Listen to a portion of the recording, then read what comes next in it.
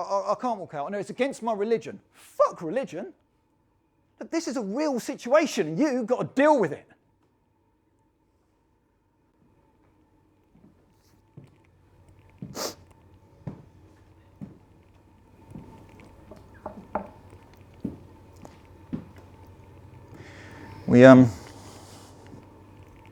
We didn't say anything.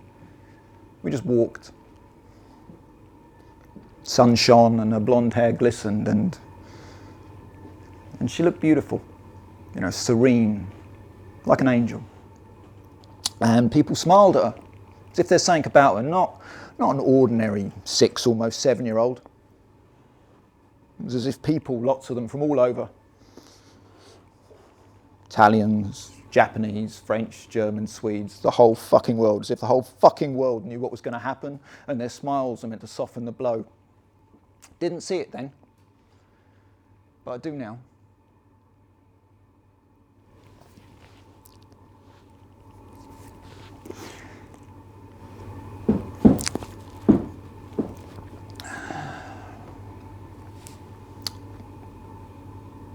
Westminster Bridge.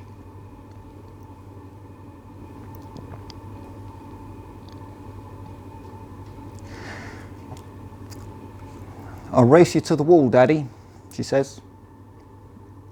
And she lets go of my hand and runs off. Never looks back.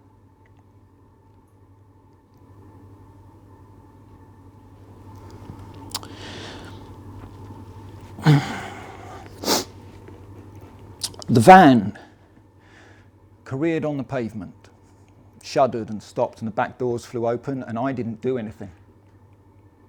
I didn't say anything, I didn't think anything, I just stared at the stuff in the back. It was all thrown in, no order to it. There was no order. There was a chest of drawers spilling over with clothes, there was a red bike, there was footballs, there was toys, lots of toys, yellow and red toys.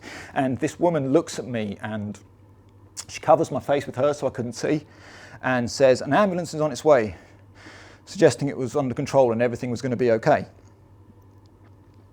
There were 3 people bent over her and all I can see are these pink shoes with gold buckles. And as I approach, this black guy stood and he puts his arm around me. Says, "God bless you, my son. Believe in him. God will take care of you." And above all this noise, and people screaming, above all this confusion, people running in all directions, I heard him crying. It wasn't crying, it was whimpering, like a dog. And I realised at that moment, I never knew his name. Because I knew his son's name. And I knew his wife's name. Didn't know his. Just some bloke in a van with my daughter lying in front of it.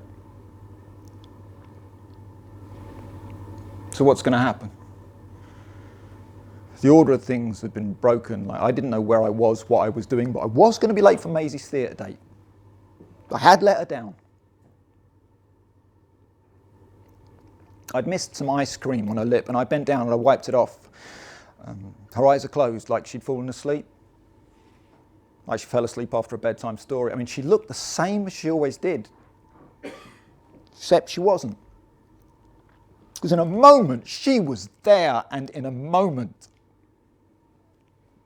she's gone.